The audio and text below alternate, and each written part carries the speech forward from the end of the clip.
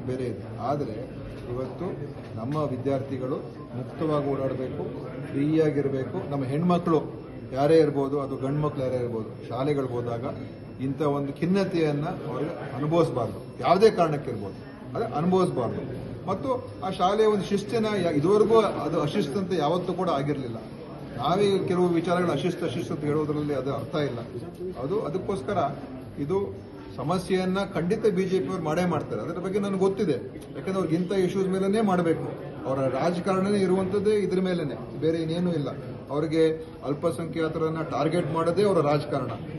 ಅವ್ರು ಹೇಳೋ ಪ್ರಕಾರ ಹಿಂದೂಗಳೆಲ್ಲ ಈ ದೇಶದಲ್ಲಿ ಅಸುರಕ್ಷಿತರಾಗಿದ್ದಾರೆ, ಹಿಂದೂಗಳಲ್ಲಿ ಭಯವನ್ನು ಸೃಷ್ಟಿ ಮಾಡೋದೇ ಬಿಜೆಪಿ ರಾಜಕಾರಣ. ನಾವಿಲ್ಲಿ 140 ಕೋಟಿ 110 ಕೋಟಿ ನಾವೇ ಇದ್ದೀವಿ ಹಿಂದೂಗಳೇ. ಆದ್ರೆ ಎಲ್ಲೊಂದ್ ಕಡೆ ಹಿಂದೂಗಳಿಗೆ ಭಯ. ನಿಮಿಷ ಹೌದು, ಅದೇ ರಾಜಕಾರಣ. ಅಲ್ಪಸಂಖ್ಯಾತರನ್ನ ಓಲೈಸಿದೀವಿ ಅಂತ ಹೇಳಿ ಹಿಂದೂಗಳನ್ನೆಲ್ಲ ಭಯ ಸೃಷ್ಟಿ ಮಾಡಿ ಹಿಂದೂಗಳನ್ನ ಒಂದ್ ಮಾಡೋದೇ ಬಿಜೆಪಿ ರಾಜಕಾರಣ. ಅದಕ್ಕೋಸ್ಕರ ನೀವು ಪಾಪ ಇನ್ನೊಬ್ಬರ ಕಡೆ ನೋಡಿ ಅವ್ರಿಗೆ ಎಷ್ಟು ತೊಂದರೆಗಳಾಗ್ತದೆ ಅಂತ. ಅವ್ರ ಮನಸ್ಥಿತಿ, ಅವ್ರ ಪರಿಸ್ಥಿತಿ ಏನು ಅಂತ ತಿಳ್ಕೊಳ್ಳಿ ಸ್ವಲ್ಪ. ಕ್ರಿಶ್ಚಿಯನ್ಸ್ ಇರ್ಬೋದು ಅಥವಾ ಮುಸ್ಲಿಮ್ಸ್ ಇರ್ಬೋದು, ಆ ಸಮಾಜ ಮೇಲೆ ಆಗ್ತಾ ಇರುವಂತಹ ಪರಿಸ್ಥಿತಿ ಬಗ್ಗೆ ಸ್ವಲ್ಪ ನೀವು ಗಮನ ಕೊಡಿ. ಕೇವಲ ಇವ್ರು ಹೇಳಿದ್ದನ್ನೇ ಹಿಡ್ಕೊಂಡು ನೀವು ಅಜೆಂಡಾ ಮಾಡ್ಕೊಂಡು ಮೀಡಿಯಾದವರು ನೆರೆಟಿವ್ ಬೆಳೆಸ್ಕೊಂಡು ಹೈಕೋರ್ಟ್ ಆದೇಶ ವಿಭೂತಿ ಅವ್ರ ಉದ್ದೇಶ ಆತರ, ಅದರಿಂದನೇ ಎಲ್ಲ ಕೆಟ್ಟೋಗುತ್ತೆ ಅಂತ ಹೇಳುವಂಥದ್ದು. ಏನ್ ಕೆಟ್ಟೋಗುತ್ತೆ ಅಂತ ನಾನು ಕೇಳೋದು, ಏನ್ ಹಾಳಾಗೋಗ್ತಾ ಇದೆ ಅಂತ ನಾನು ಕೇಳೋದು. ಸುಮ್ಮನೆ ಹೈಕೋರ್ಟ್ ಕೂಡ ಆದೇಶ ಮಾಡಿ ವಿವಾದ ನಮ್ಮ ಮೇಲೆ ಹೇಳ್ಕೊಳ್ತಾ ಅಂತ ಇಲ್ಲ, ಆದೇಶ ಮಾಡಬೇಕಾಗಿತ್ತು. ಯಾಕಂದ್ರೆ ಇದು ಅವ್ರಿಗೆ ಎಷ್ಟೋ ಕಡೆ ಇದು ಸಮಸ್ಯೆಗಳಿದೆ, ಹೇಳ್ಕೊಳಕ್ಕಾಗಲ್ಲ. ಇವತ್ತಿನ ವ್ಯವಸ್ಥೆಯಲ್ಲಿ ಪಾಪ ಅಲ್ಪಸಂಖ್ಯಾತರು ಏನಾದ್ರು ಹೇಳ್ಕೊಂಡ್ರೆ ಅವ್ರಿಗೆ ಯಾರು ಕೇಳೋರೇ ಇಲ್ಲ. ನಿಮಿಷ ಇಲ್ಲ, ಮೀಡಿಯಾ ಗೊತ್ತಲ್ಲ ಹೆಂಗಿದೆ ಅಂತ ಈ ದೇಶದಲ್ಲಿ. ನಿಜ ಹೇಳಲ್ಲ ಮೀಡಿಯಾ ಹೆಂಗಿದೆ ಅಂತ. ನಿಮ್ಗೂ ಗೊತ್ತಿದೆ, ನಿಮ್ಗೂ ಗೊತ್ತಿದೆ ಮೀಡಿಯಾ ಹೆಂಗಿದೆ ಅಂತ. ಮೀಡಿಯಾ ಇವತ್ತು ಯಾವ ರೀತಿ ಆಗಿದೆ ಅಂತ ಹೇಳಿದ್ರೆ, ಅವರು ಒಂದು ಪಕ್ಷದ ಪರವಾಗಿ ನಿಂತುಬಿಟ್ಟಿದೆ. ಅದು ಇಡೀ ದೇಶಕ್ಕೆ ಗೊತ್ತಿರುವಂತ ವಿಚಾರ. ಅದು ಒಂದ್ ಕಡೆ ಇರಲಿ. ಎರಡನೇ ವಿಚಾರ ಏನಂತ ಹೇಳಿದ್ರೆ, ಇದೇನೇ ಸರ್ಕಾರ ತೀರ್ಮಾನ ಮಾಡಿದಾಗ ಎಲ್ಲ ಸಾಧಕ ಬಾಧಕ ನೋಡಿ ಕಾನೂನಿನ ಸಲಹೆ ಎಲ್ಲ ತೆಗೆದುಕೊಂಡು ಸರ್ಕಾರ ಆದೇಶ ಮಾಡಿರ್ತದೆ ಅಷ್ಟೇ ಅಲ್ವಾ. ಸುಮ್ಮನೆ ಏನೋ ಒಂದ್ ಕಡೆ ರಾತ್ರೋರಾತ್ರಿ ಮಾಡ್ಬಿಡ್ತಾರ. ನಾನೇ ಅವ್ರು ಫೋನ್ ಮಾಡಿದೆ ಯಾರಿಗೆ, ಮಧು ಬಂಗಾರಪ್ಪನವ್ರಿಗೆ ಮತ್ತು ಸುಧಾಕರ್ಗೆ, ಏನ್ರಿ ಅವ್ರ ವ್ಯಕ್ತಿಗೆ ಈ ತರ ಹಿಂಸೆ ಕೊಟ್ಟಿದ್ದಾರೆ, ನೀವೇನಾದ್ರೂ ಇದ್ರ ಬಗ್ಗೆ ಕ್ರಮ ತಗೊಳ್ಳಿ ಅಂತ. ನಾನೇ ಅವತ್ತು ಅವ್ರ ಮೇಲೆ ಕ್ರಮ ತಗೊಳ್ಳಿ, ಇದಕ್ಕೆ ಏನಾದ್ರು ಒಂದು ಕಾನೂನು ತಗೊಂಬನ್ನಿ, ಈ ತರ ಎಲ್ಲ ಇನ್ನೊಂದ್ಸಲ ಆದ್ರೆ ಅವಾಗ ನಾವೇನಾದ್ರು ಮಾಡದೆ ಹೋಗಿದ್ರೆ ಏನ್ ಹೇಳಿರೋರು, ಇವ್ರು ಹಿಂದೂಗಳಿಗೆ ತೊಂದರೆ ಆದಾಗ ಏನೋ ಮಾಡೋದಿಲ್ಲ, ಹಿಂದೂಗಳು ತೊಂದರೆ ಆದಾಗ ಏನೋ ಆ ಥರನೂ ಬರ್ತದೆ.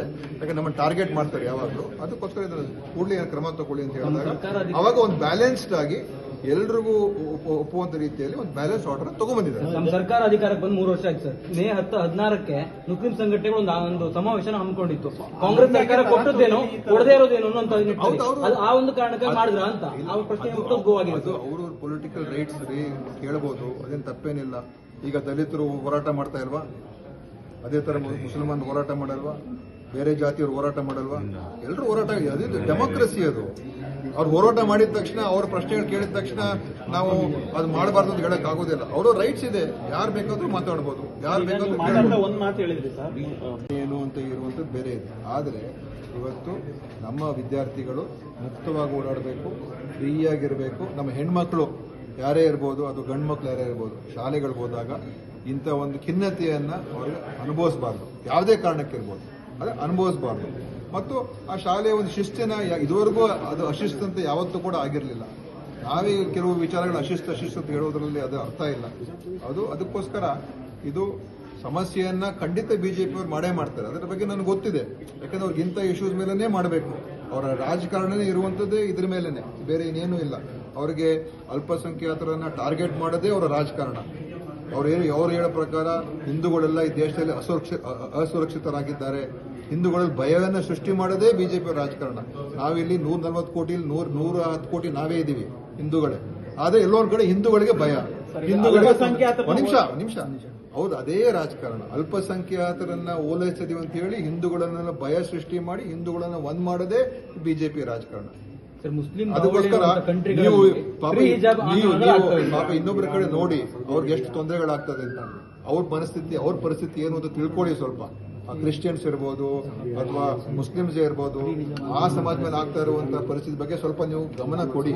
ಕೇವಲ ಇವ್ರು ಹೇಳಿದ್ದನ್ನೇ ಇಟ್ಕೊಂಡು ನೀವು ಅಜೆಂಡಾ ಮಾಡ್ಕೊಂಡು ಮೀಡಿಯಾದವರು ನೆರೆಟಿವ್ ಬೆಳೆಸ್ಕೊಂಡು ಸರ್ ಹೈಕೋರ್ಟ್ ಆದೇಶನ ಎತ್ತಿಡಿದ್ರಿ ವಿಭೂತಿ ಅವ್ರ ಉದ್ದೇಶ ಆತರ, ಅದರಿಂದನೇ ಎಲ್ಲ ಕೆಟ್ಟೋಗುತ್ತೆ ಅಂತ ಹೇಳುವಂಥದ್ದು. ಏನ್ ಕೆಟ್ಟೋಗುತ್ತೆ ಅಂತ ನಾನು ಕೇಳೋದು, ಏನ್ ಹಾಳಾಗೋಗ್ತಾ ಇದೆ ಅಂತ ನಾನು ಕೇಳೋದು.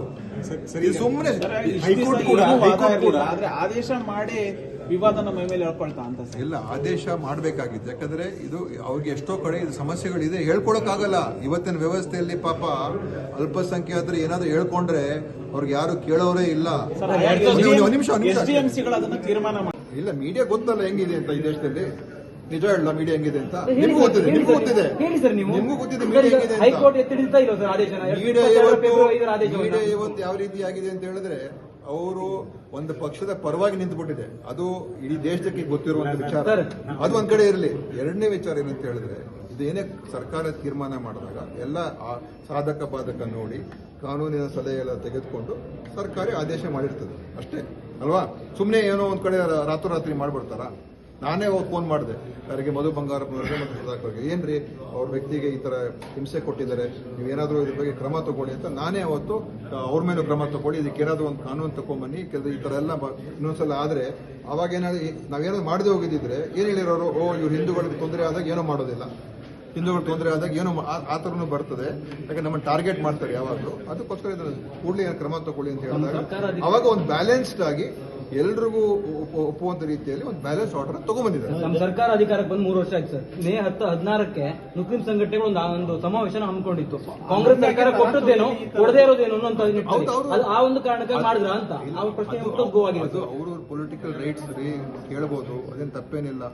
ಈಗ ದಲಿತರು ಹೋರಾಟ ಮಾಡ್ತಾ ಇಲ್ವಾ, ಅದೇ ತರ ಮುಸಲ್ಮಾನ್ ಹೋರಾಟ ಮಾಡಲ್ವಾ, ಬೇರೆ ಜಾತಿಯವರು ಹೋರಾಟ ಮಾಡಲ್ವಾ, ಎಲ್ಲರೂ ಹೋರಾಟ ಇದೆ. ಅದು ಡೆಮೋಕ್ರಸಿ. ಅದು ಅವ್ರು ಹೋರಾಟ ಮಾಡಿದ ತಕ್ಷಣ, ಅವ್ರ ಪ್ರಶ್ನೆಗಳು ಕೇಳಿದ ತಕ್ಷಣ ನಾವು ಅದು ಮಾಡಬಾರ್ದು ಅಂತ ಹೇಳಕ್ ಆಗೋದಿಲ್ಲ. ಅವರು ರೈಟ್ಸ್ ಇದೆ, ಯಾರು ಬೇಕಾದ್ರೂ ಮಾತಾಡ್ಬೋದು, ಯಾರು ಬೇಕಾದ್ರೂ. ಒಂದು ಮಾತು ಹೇಳಿದ್ರಿ ಸರ್. ಹೆಚ್ಚಿನ ವಿಡಿಯೋಗಳಿಗೆ ಪ್ರತಿಧ್ವನಿ ಯೂಟ್ಯೂಬ್ ಚಾನೆಲ್ ಸಬ್ಸ್ಕ್ರೈಬ್ ಮಾಡಿ, ಬೆಲ್ ಐಕಾನ್ ಕ್ಲಿಕ್ ಮಾಡಿ.